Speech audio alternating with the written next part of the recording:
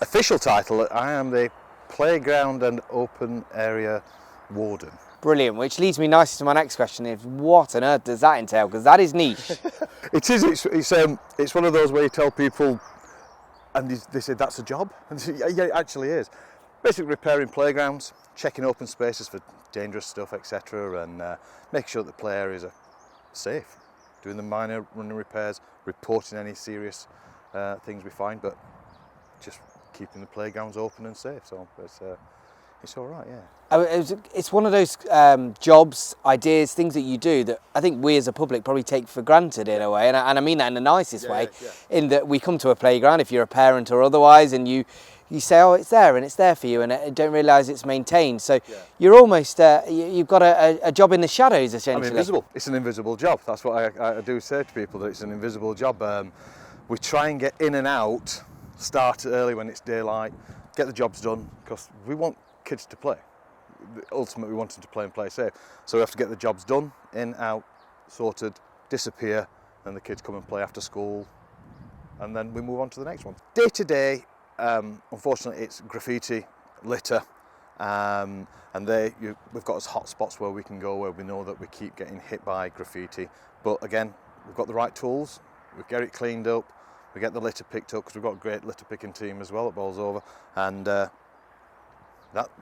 that keeps the day-to-day running. Anything serious, obviously, then it's different. We have to order stuff. So, but yeah, it's all right. It's so vital that you play that role, isn't it, in terms of the public and the children, and litter, graffiti, anything that could cause harm, basically. Yes. It's the first thing people notice. So they don't notice if a chain's worn. They'll notice if there's a broken glass, smashed, etc. And that's why we have to act quick and get it up and taken away. 21 play areas in this particular district, as I understand. So it's not just, I mean, we're at one today, but obviously you cover the district doing this on a daily basis. We do Bolsovers, and we also do a full district, Bolsover district area, around about 43, but for other parishes as well. So we've got to keep those up to spec as well. So there's a little bit of travelling. And we have to do the inspections the first 2 weeks of the month. It takes us 10 days, well, takes me 10 days, do the full inspections, again, report anything major, we need to get it done straight away. So it is a full-time job. I mean, today was just the wet pour on the edge in here. It shrinks away with the sunshine and the age of it, so we have to repair it to stop like a trip edge. I mean, this is still slightly a little bit wet, but it's cutting it out, as we can see here. We cut the old stuff away and replace it with a new crumb inside, again to stop that trip edge, that trip fall, because nobody wants to be banging their head on the hard stuff. Just get it repaired as quick as we can and as safe as we can. The edge, the trip edges, it's a low to medium risk depending on how big the gap is, but it's nothing major as in massively dangerous. So it's something that we haven't got to rush out and get it done straight away, but we are doing a programme at the moment of repairing most edges while the sun's shining, so it's, yeah. Very rare that we slate the sun, but on this particular occasion, it has its detrimental effect. If it gets too warm, it won't cure, so we have to douse it with water just to harden it off a little bit. Too cold, if it goes into single digits, it'll start curing too quick again because the temperature's too slow. So it has to be just right. Baking sunshine is not good really, because it just goes sticky and doesn't set. As you can see here, where this lip is here, I mean, it's classed as a trip edge where it's just come away from the edge. You can see it's only a finger width distance. Oh, wow, yeah. But I'll come off it. But this is what happens. You can see where it's glued in, etc. It's what, 1.5 inches thick. Now, ideally, that should be stuck to the floor, but it's just got to an age where it just wears away. So we have to. That's where we have to repair that. As you can see, that's a huge trip hazard. That.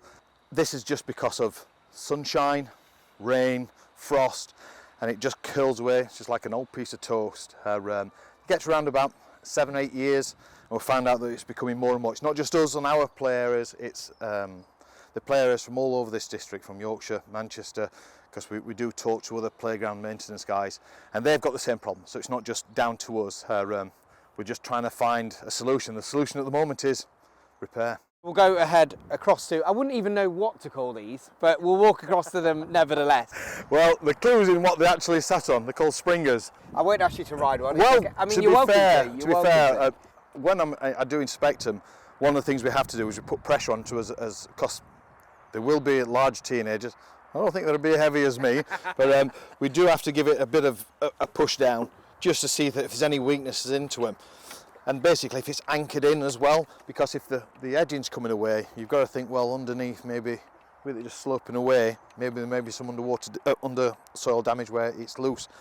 We check for the caps missing from here, and basically, what a great view they've got to be. Say, yeah, if you're going to spring anywhere, this is probably the view to do it. As you can see from here, the cap covers, they do come off.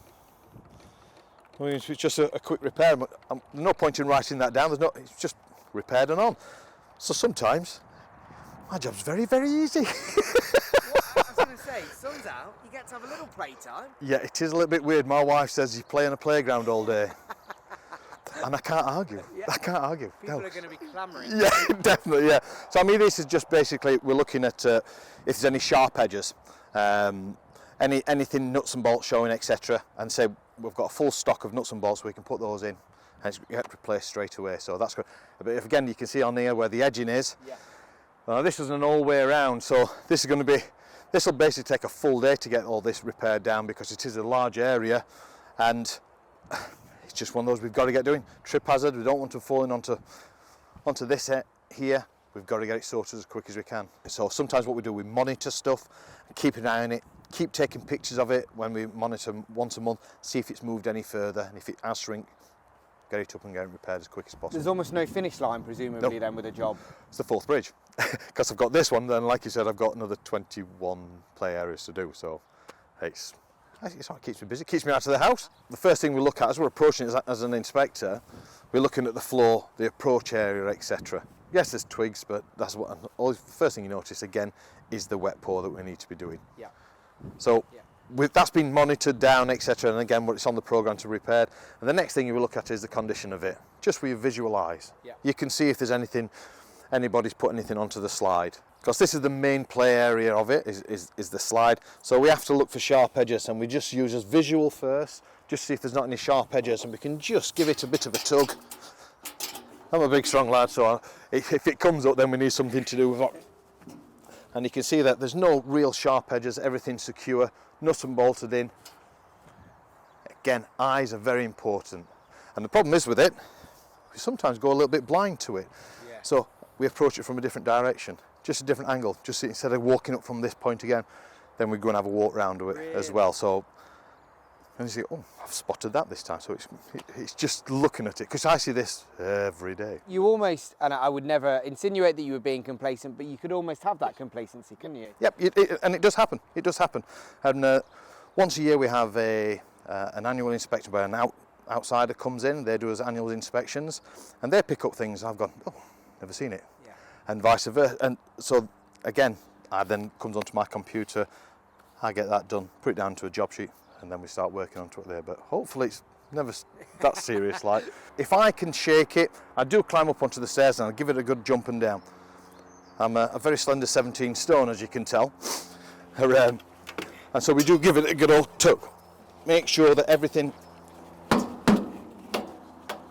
I'm fascinated because if you are a parent, I don't think anyone would realise that it goes through this levels of testing, essentially, which is a compliment, as I say, to the work you do in the shadows, essentially. Yeah, it has to. I think the play areas, and what we've got to realise is that there's teenagers coming onto it. I mean, this is based for up to 7-year-old, but there's going to be teenagers on, and they will be the ones what's going to put it through its most testing. So if I can test and push and pull on it, etc., I'm sure they can. So that's what we look for, the damage done. We'll keep moving on to another classic, because everyone loves a swing, Paul. Yes. Everyone loves a swing, but not if they are causing you a few headaches, I imagine. Yes. This is an older style swing set. These seats are now from a company called SMP.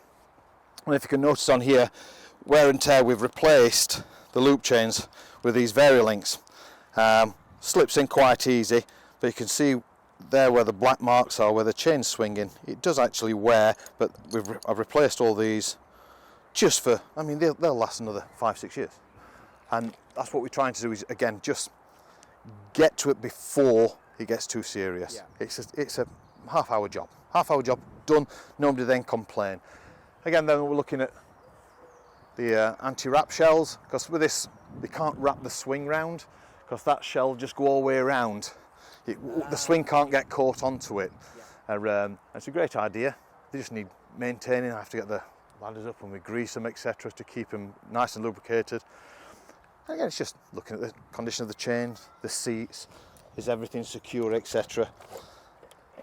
And once it's done with these new chains, what we put on, I think about 18 months ago we put these new chains on, you know you're all right for 5 years. Well, that is a whistle-stop tour of the park, but it's a real insight, so thank you very much, Paul. Right. What would you say to anyone who perhaps doesn't know that you do this, and what would you, the part you play in the community, I think is probably the message that's clear for all. To be fair, I've had nothing but positive from people that see me. They come and they stop by, they have a chat, etc. And again, it's like, oh, are you repairing it? So yeah, that's what we do. So I mean, majority of the people are nice. They have a quick chat, and yeah, there's not many moan and groan. So I think we're doing the right thing. Absolutely. I think so. Yeah, what a perfect way to wrap it up. Yeah. I know you've probably got a few jobs to do now, so just a few. I won't stand in your way any longer. Thank you very much. Much appreciated. Thank you very much. Thank you.